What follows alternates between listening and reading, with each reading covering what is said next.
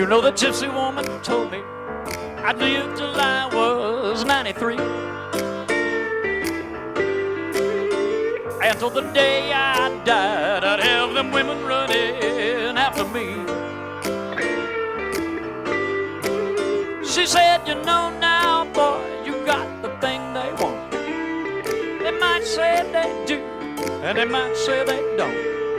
But after they're with you, they'll want to tell the world that you're so cool. Well, when I was a little kid, I wanted to bang on the piano like Jerry Lee Lewis or Little Richard, you know.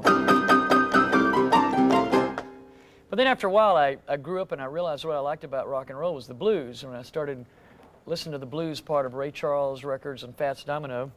So I started learning how to play songs off of the records with Otis Spann, was a piano player in Muddy Waters Band. And I went down to New Orleans and I met Professor Longhair and got him to show me a few licks, you know.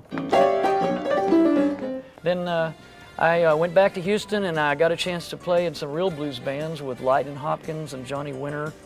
And when I got ready to start my own band, I wanted to have more of a rock band, but I wanted to keep the blues influences in it. Now people, when they see me, they marvel at the way I do. They don't quite understand it, because if they did, they'd do it too. You know, they come up to me and they say, is that you? And I always reply to what they're thinking is true. But I can see it in their eyes, I only wish a day could be so cool. So the first Ezra Charles band was just me in a rhythm section. So then I wrote some songs that needed horns, and we had some horns, and that's why we started calling it Ezra Charles in the Works. So after a while, the horns became such an essential part of the band, it was always Ezra Charles in the Works. So that's what the band has evolved into. I'd like to tone it down, but I can't be something I'm not. It's a good thing that I don't even try to be so cool.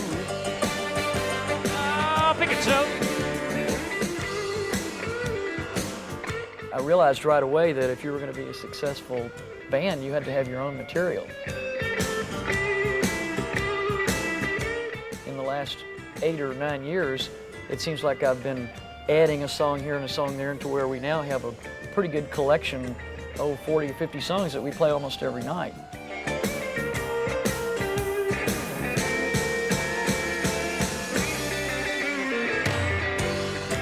We play in a lot of clubs where playing your own music, playing original music is the way it goes. But at the same time, we've also been able to compete in a private party market with all the other bands playing nothing but top 40 and cover tunes. So I guess that means that people must like the songs that we do.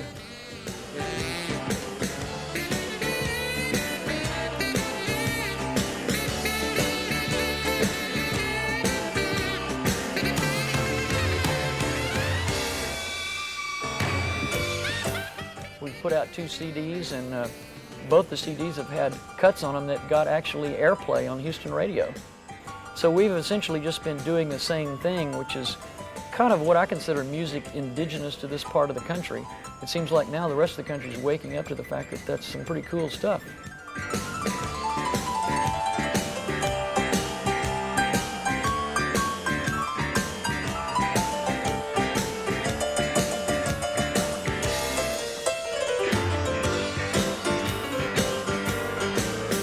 So cool. I've got an icicle hanging down to my knees. I always wanted to have female backup vocals in the song arrangements like Ray Charles and the Raylettes.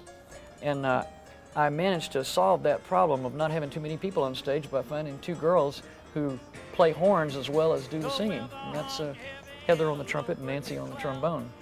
Now, Ernest here, a tenor sax player, has been playing, we've been playing together for 8 or 9 years. We go back forever.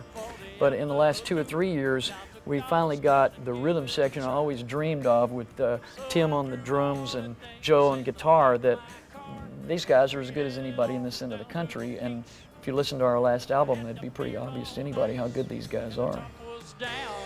And paradise was in our reach.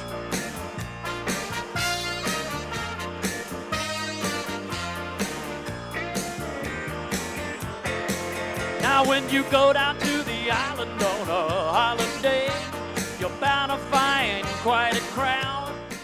I think part of the reason we've survived as a band for 8 or 9 years is because we got very organized. We have our own record label now, we have our own merchandising arm, we're booked all over Texas. We play between the private party market and the club market. We're able to play about 200 dates a year. There was a line of cars awaiting single file for the ferry coming in on the right. Yeah, that Bolivar Ferry was my love boat cruise. It didn't cost a single dime. A 20-minute ride off to Crystal Beach. She'd be ready for the grand old time.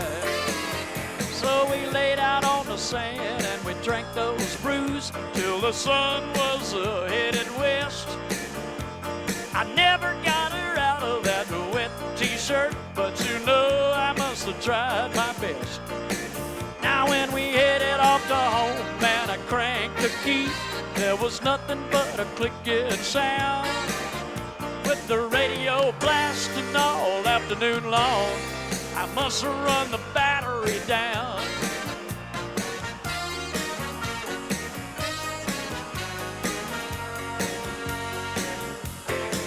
Now by the time I found a wrecker who could jump us off, I'd have to say we lost the mood. Yeah, my diehard had been drained to the very last drop, and I knew her parents could get rude. Well, every time we go in the studio, what we're recording is actually things we've been playing for a while live. And so we pretty well got the kinks out of it. We know what we want it to feel like. And we have enough songs now. We could go in and record 2 more CDs tomorrow, which we'd like to do. Yeah, that Bolivar Ferry was my love boat cruise. It didn't cost a single dime. A 20-minute ride off to Crystal Beach. She'd be ready for the grand old time. So won't you throw all your things in the back of my car, and we'll head off down to the beach. Put the beer on ice and the top goes down, and paradise is in our reach. Yeah, we'll put the beer on ice and the top goes down, and paradise is in our reach.